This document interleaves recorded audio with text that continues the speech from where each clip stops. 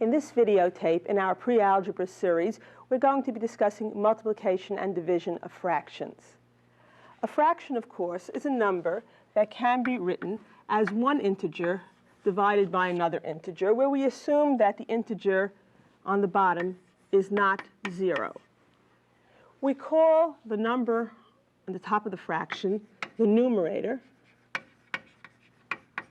and the number on the bottom the denominator.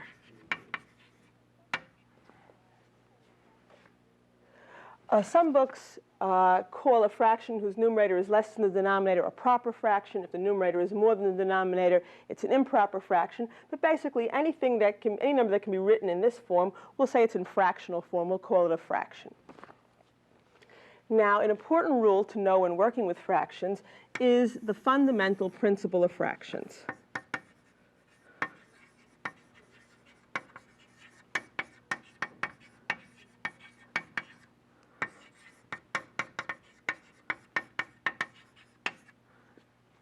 It can be stated that in symbols in the following way. P over Q is P times K over Q times K, where we assume that, of course, Q and K are both non-zero. We do not have any zeros in the denominators of our fractions. Now, this principle, this rule, can be read in two ways.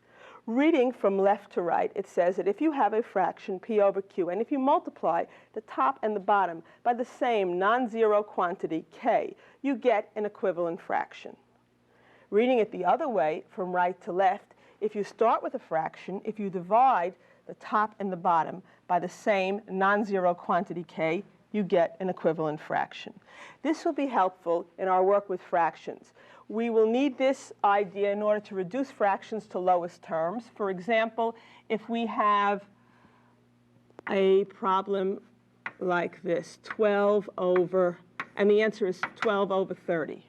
If we want to reduce this to lowest terms, we can use the fundamental principle of fractions to say this is really 2 times 6 over 5 times 6.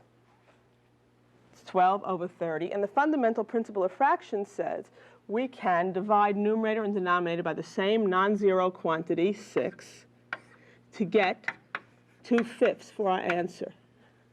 So 12/30 is equivalent to 2/5. This was using the fundamental principle of fractions. Because we had 2 times 6 over 5 times 6, we were able to divide top and bottom by 6 and get the fraction reduced to lowest terms. Sometimes we will also have reason to go the other way. It will not be clear exactly at this moment why we would do that. You'll be seeing that in a videotape on addition and subtraction of fractions. But sometimes we will want to, instead of reducing a fraction to lowest terms, to actually build one to higher terms. So, for example, 2/3 is equivalent to 2 times 4 over 3 times 4. Or 8/12. Sometimes we need to find a fraction equivalent to another fraction having a larger denominator. We can, if we have a fraction, multiply the top and the bottom by the same non-zero quantity as we did over here by 4, and we get 8/12, which is equivalent to 2/3. So it can be used to reduce the fraction to lowest terms, which we will be using in this videotape, and also sometimes we need to build fractions to higher terms. This is using the fundamental principle of fractions in both directions.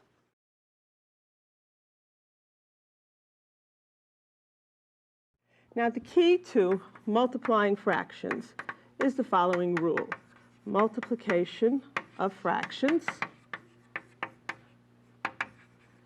If you have one fraction, a over b, and you want to multiply it by another fraction, c over d, what you do is you multiply the numerators of the fractions, so you get a times c, and divide by the product of the denominators. Of course, we assume that b and d are not 0. So to multiply two fractions, you multiply the tops and then divide by the product of the bottoms. For example, if we have 3/7 times 4/5, we would get 3 times 4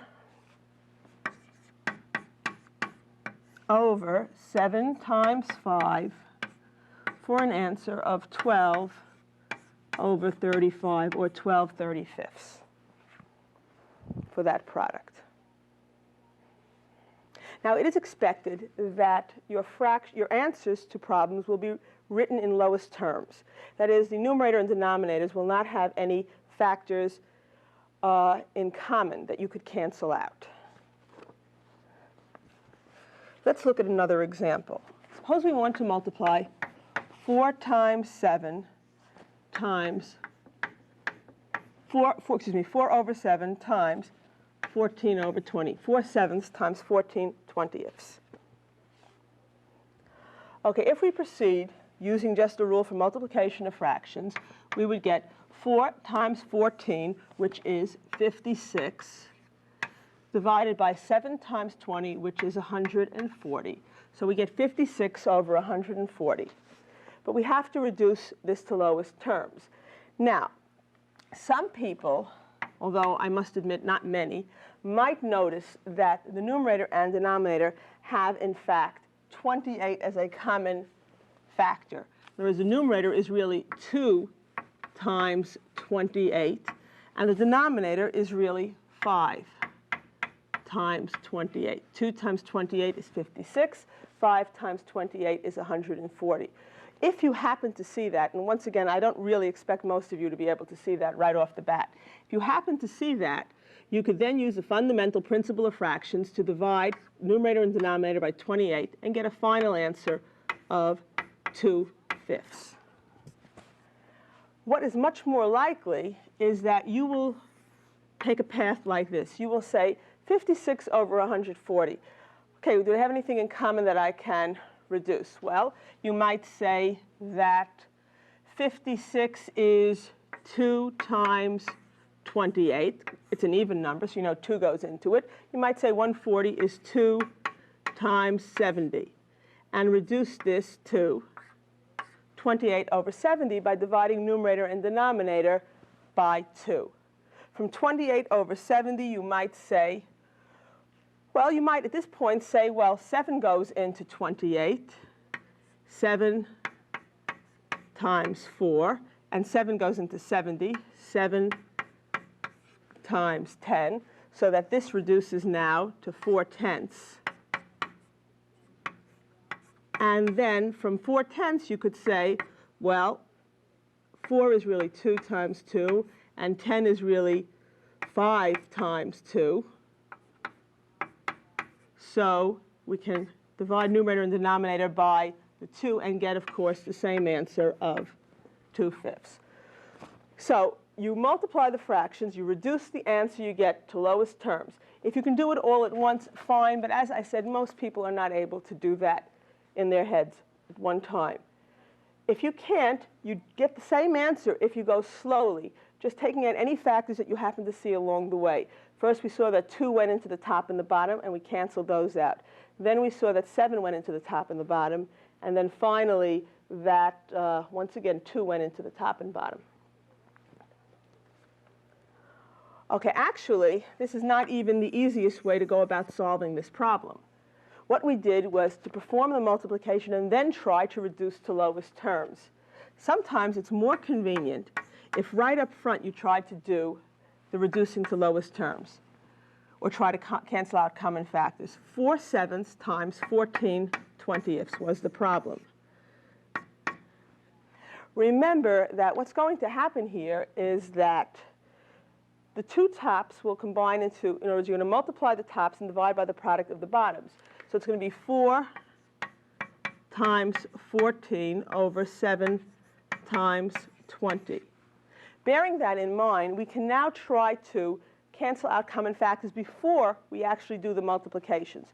In other words, we can say 14 and 7 have a common factor, namely 7. So we divide top and bottom by 7. 14 divided by 7 gives us 2. 7 divided by 7 gives us 1. Similarly, 4 and 20 have a common factor, namely 4. 4 divided by 4 gives us 1. 20 divided by 4 gives us 5. So we have 1 times 2 over 1 times 5 for an answer of 2/5. And that certainly seems like the easiest way. Instead of multiplying this, making this 56 over 140, and looking for common factors, take it in this factored form and then see if you can't, prior to multiplication, cancel out any of the common factors. You can do it in this form. You can also, people find it convenient to work with the original fraction, 4 into 25 times 7 into 14, like this. 4 goes into 20, 5 times, 7 goes into 14, 2 times. But really what you're doing is saying I'm dividing top and bottom by 4. 4 divided by 4 is 1. 20 divided by 4 is 5. Dividing top and bottom by 7. 7 divided by 7 is 1. 14 divided by 7 is 2. And then the problem becomes 1 times 2 over 1 times 5. It doesn't matter that, for example, the 7 is not directly underneath the 14. You can still divide and reduce it. The important thing is to realize that ultimately all the numerators become part of one big numerator, all the denominators become part of one big denominator, so it doesn't have to be directly over it.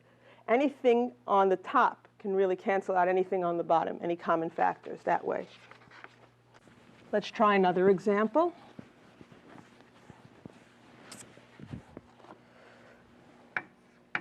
Five sixths times 9/10.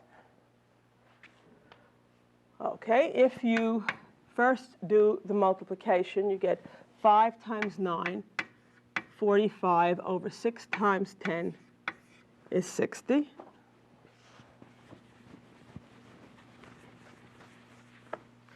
And then you can reduce to lowest terms by saying that 15 is a factor upstairs and downstairs.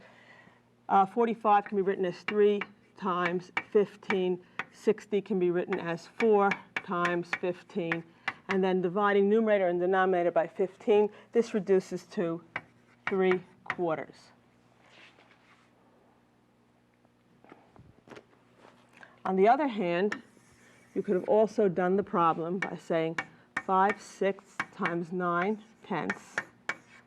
Let's do the looking for common factors prior to the multiplication. You can say 5 and 10 have a common factor of 5. Let's divide the top and the bottom by 5. 5 divided by 5 is 1. 10 divided by 5 is 2. 6 and 9 have a factor in common, namely 3. So let's divide top and bottom by 3. 6 divided by 3 is 2. 9 divided by 3 is 3, giving us now 1 times 3 divided by 2 times 2 for an answer of 3/4. So you get the same answer either way. And I do believe it's easier if you do the canceling out of common factors, if you see them prior to the multiplication, doing it this way rather than that way. But either way is correct. Okay, for our next problem, let's say we have 2/3 times 12. We have actually a fraction times an integer, a whole number.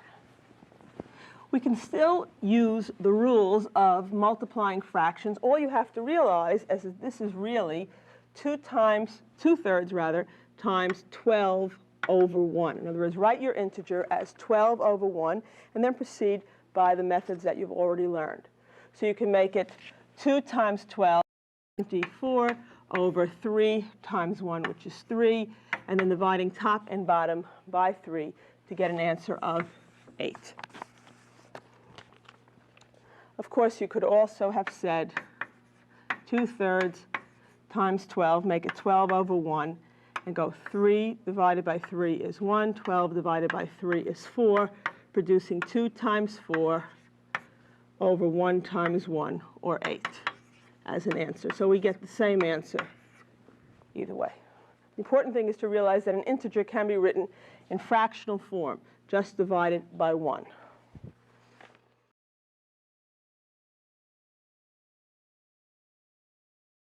Now, if you get an answer to a problem which is in fractional form, where the numerator is larger than the denominator, this type of improper fraction, and there's nothing wrong with an improper fraction, okay? But this type of fraction can also be rewritten in another form known as a mixed number.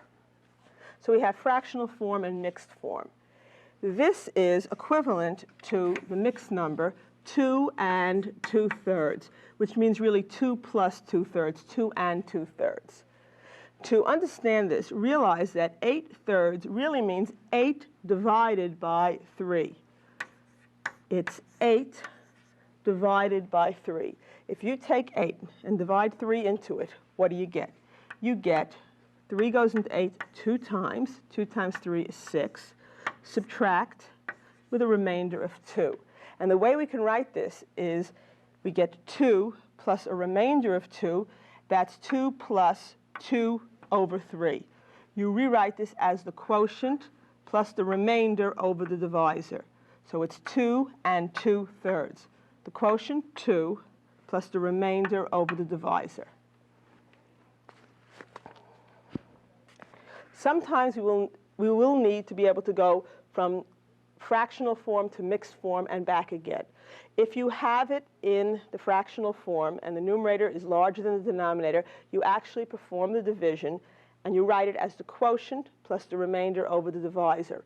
On the other hand, if you have it in the mixed form and you want to go back to the fractional form, what you do is you take the integer here, you multiply it by the denominator here, 2 times 3, add the numerator, and put it all over this denominator. For example, if you have 2 and 2/3, you rewrite this as 2 times 3 plus 2 all over 3. The whole number times the denominator, that's 6, plus this numerator, 2, that's 8, all over 3. Let's look at another. If you have 23/4, this means, and you want to write this in mixed form, 23/4 means 4 into 23, or 23 divided by 4. How many 4s in 23? 4 times 5 gives you 20. You subtract, you get a remainder of 3. So this can be written as 5, the quotient plus the remainder over the divisor, 5 3/4. On the other hand, if you have 5 3/4 and need to write it, and you will have to do this, as in fractional form rather than in mixed form, what you do is you take the whole number 5 times the denominator 4, add the numerator 3, and put the whole thing over the denominator 4. This gives us 5 times 4, 20 plus 3, 23, all over 4, 23/4. So you are expected to be able to go from from fractional form, we have an improper fraction here, into mixed form and back again. Let's try some examples now. So we want to multiply 3/4 times 6 1/3.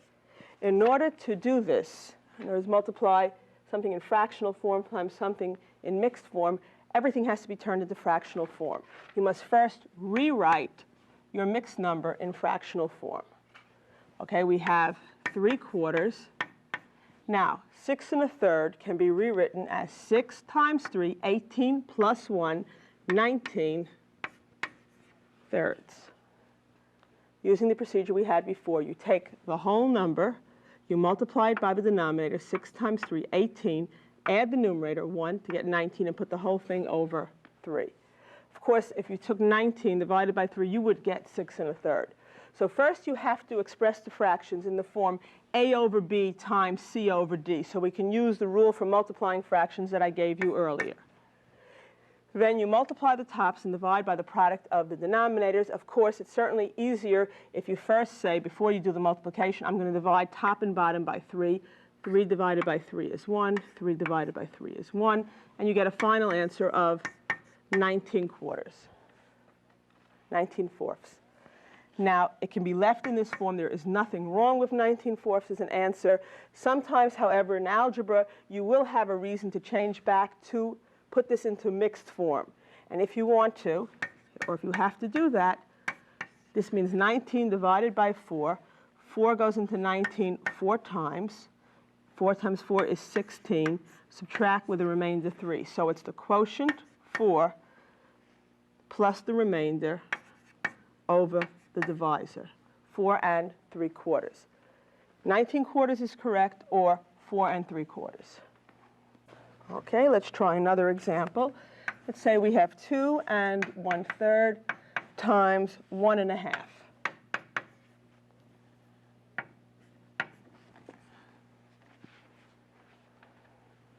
We have two mixed numbers.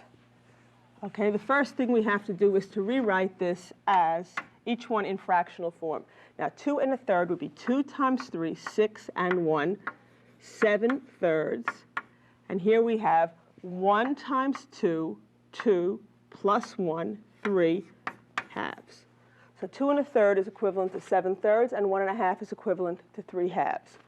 Then when we multiply, you multiply the numerators and divide by the product of the denominators. First noticing, however, that we can divide numerator and denominator by 3. That is, cancel the 3's. 3 divided by 3 is 1, both top and bottom, giving us a final answer of 7 halves, which can also be rewritten as 2 goes into 7 3 times. 2 times 3 is 6, remainder 1. 3, the quotient, plus the remainder over the divisor, so 3 1/2.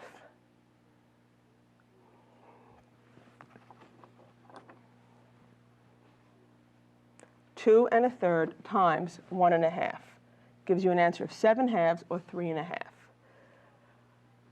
Remember, in order to do problems involving mixed fractions, mixed numbers, you must first turn each mixed number into an equivalent fractional form. In other words, it has to be expressed as, say, P over Q, in equivalent fractional form. These will be of necessity improper fractions, but you cannot work with them as mixed numbers. You have to first turn them into fractional form and then perform the calculations. A common misconception, okay, this is wrong. Okay, some people think that 2 1/3 times 1 1/2 should be 2 times, they think that you can multiply the 2 times the 1 and get 2, and the 1/3 times the 1/2 and get 1/6. This is not right. Okay, you do not first multiply the 2 and the 1 and then multiply the 1/3 and the 1/2. That is not correct. You cannot do this until you first put the fractions into the numbers into fractional form. Only then can you say A over B times C over D is A times C over B times D. You must first write each number in fractional form. You cannot work from the mixed number form. Okay, common sense tells us this is incorrect, because forget about 2 1/3. 2 1/3 is more than 2. If it was only 2 times 1 1/2, 2 times 1 1/2 would be 3. Obviously, this is going to be bigger than 3 because this is bigger than 2. So an answer of 2 1/6 cannot make any sense. So this is incorrect. In order to work with mixed numbers, you must first change each number into its equivalent form as an improper fraction.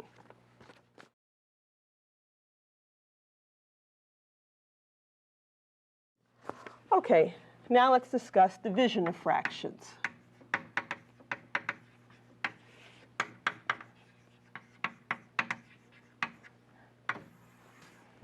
In order to divide fractions, and the problem can be written either in this form.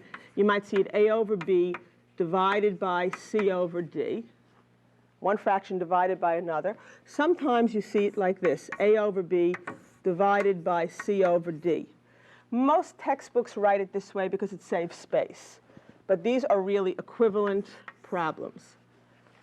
This means A over B divided by C over D, so does this. A over B divided by C over D. The way to handle this is the following. This is equal to A over B times D over C.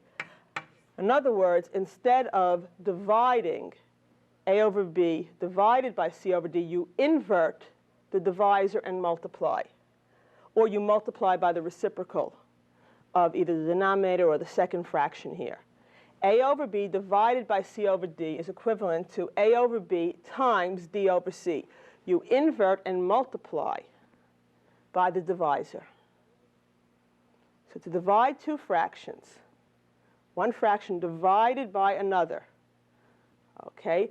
The one that you're dividing by, that's called a divisor. You invert and multiply by the divisor. And of course, this is going to give us, we already know how to multiply fractions, a times d divided by b times c. So the problem of division of fractions reduces to a multiplication problem, which we already know how to handle. Let's try some examples. Okay, for our first example, 3/4 divided by 2/5. We change this to 3/4 times 5/2. Instead of dividing by 2/5, we invert and multiply by 5/2. We multiply by the reciprocal, or invert and multiply. This gives us 3 times 5, which is 15, over 4 times 2, which is 8, 15/8, or, since 8 goes into 15 once, with a remainder of 7, 1 and 7/8. 15/8, or 1 and 7/8 as an answer.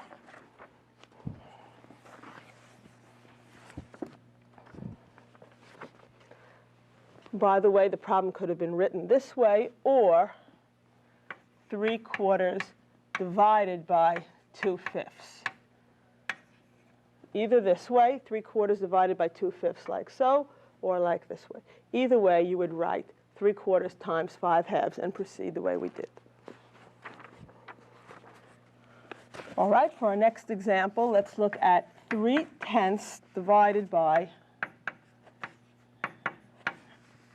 9/4. This is the same as 3/10 times 4/9. You invert and multiply.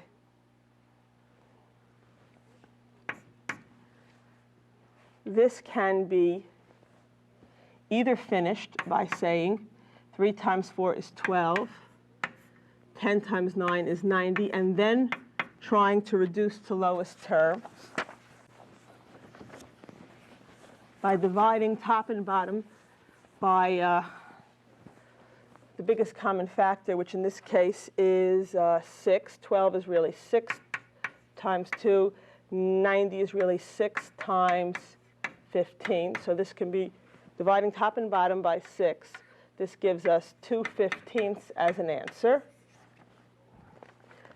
Or what would be easier if you had taken this route, if you'd say, this is 3 times 4 over 10 times 9. I will divide numerator and denominator by 3. 3 divided by 3 is 1. 9 divided by 3 is 3. 4 and 10 have a factor in common, namely 2. 4 divided by 2 is 2. 10 divided by 2 is 5. And of course, then I would have 1 times 2 over 5 times 3. So either way, you would get the same answer.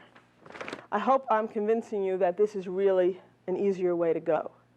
Okay, this is not wrong. It's just I think that this is a little easier. It's silly to first multiply and give yourself bigger numbers, which you're going to have to factor. It's easier when the numbers are small to try to reduce them. Okay, let's try another problem. 2/3 divided by 12. First, you have to realize that this is the same as 2/3 divided by 12 over 1. So this changes to 2/3 times 1 over 12. You invert and multiply by 1 over 12. And now, 2 divided by 2 gives you 1. 12 divided by 2 gives you 6, for a final answer of 1 times 1 over 3 times 6, or 18, 1/18. On the other hand, if you had had 12 divided by 2/3, this would be 12 over 1 divided by 2/3, which would be 12 over 1 times 3/2, inverting and multiplying. And that would give us 2 divided by 2 gives you 1. 12 divided by 2 gives you 6. 6 times 3, 18 over 1, or a final answer of 18.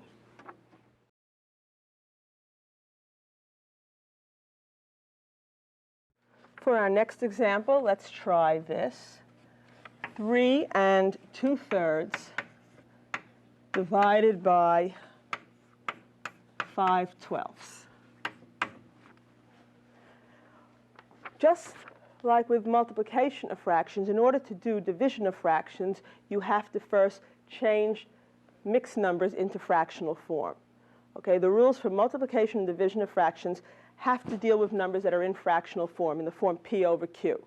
If you have a mixed number, as we have here, we have to first turn it into fractional form. So 3 times 3, that's 9, and 2, 11/3 is equivalent to 3 2/3. So it's 11/3 divided by 5/12. Okay, we've just rewritten the problem. Now you say, instead of dividing by 5/12, you can invert and multiply by 12/5. And a factor in common for the top and the bottom is 3. 3 divided by 3 gives you 1. 12 divided by 3 gives you 4. So we get 11 times 4, 44, divided by 1 times 5, 44 divided by 5, which gives us 5 goes into 44 8 times, with a remainder of 4. So we have 8 4/5. This is not 8 times 4/5, it's 8 4/5. So either 44/5 or 8 4/5 would be an acceptable answer. Let's try the following. 1 1/3 divided by 5 1/3. Two mixed numbers. Well, that doesn't change anything. We still have to first change them into fractional form. You don't say 1 divided by 5 and get 1/5, and 1/3 divided by 1/3 cancels out. You have to first change the numbers into fractional form. 1 times 3 is 3 1, 4/3 divided by 3 times 5, 15 1, 16/3. 4/3 divided by 16/3, which is 4/3 times, invert and multiply, by 3/16. So we get 4/3 times 3/16. And of course, we can divide numerator and denominator by 3. 3 divided by 3 is 1, top and bottom. And we can also divide numerator and denominator by 4. 4 divided by 4 is 1. 16 divided by 4 is 4, giving us 1 times 1 over 1 times 4 for an answer of 1/4. Some people make a mistake. What they do is they cancel the 3's, they put the 4 into the 6, well, they cancel the 3's, they put the 4 into the 16. All they're left with, they've canceled everything out, so all they have is a 4 on the bottom. And they think that there's a 0 upstairs. There isn't, because when we're canceling, what we're really doing is dividing top and bottom. Here we're divided 3 by 3, we got a 1. So when we cancel the 3's, even if you don't write the 1 is implied. So the answer is 1/4. Okay, to review the work that we have done in this videotape, I'm going to give you 2 problems to work on. What I would like you to do is to try the problem, shut the machine off for a second, or put it on pause, try the problem, and as soon as you have what you think is the answer, turn me back on to see how you've done. Okay, the review problems are the following.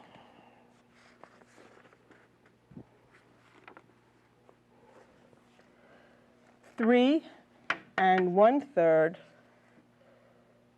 Okay, that's for the first, for the first one, let's do this. 9/14 times 2/3. And for the second problem, 9/14 times 2/3 is the first one. And for the second problem,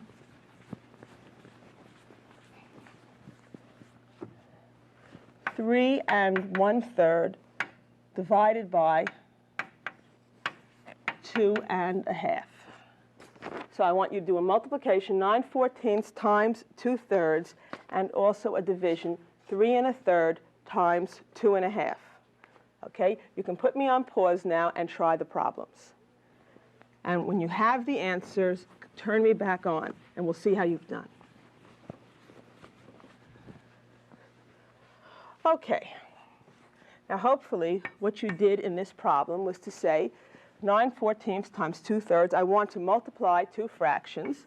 So I'm going to multiply the numerators and divide by the product of the denominators. And rather than just doing the multiplication, I'm looking first for common factors. For the 2 and the 14, there's a 2 in common. 2 divided by 2 is 1. 14 divided by 2 gives me 7. For the 9 and 3, 3 is a common factor. 3 divided by 3 is 1. 9 divided by 3 is 3, giving me 3 times 1 over 7 times 1, or a final answer of 3/7. To those of you who chose to first say, I will multiply, you could have done this and gotten 9 times 2, 18, over 14 times 3, which is 42. And then, if you realize that 6 is a factor upstairs and downstairs, this is 6 times 3 over 6 times 7. And of course, we can cancel the 6, divide numerator and denominator by 6 to get the same answer of 3/7.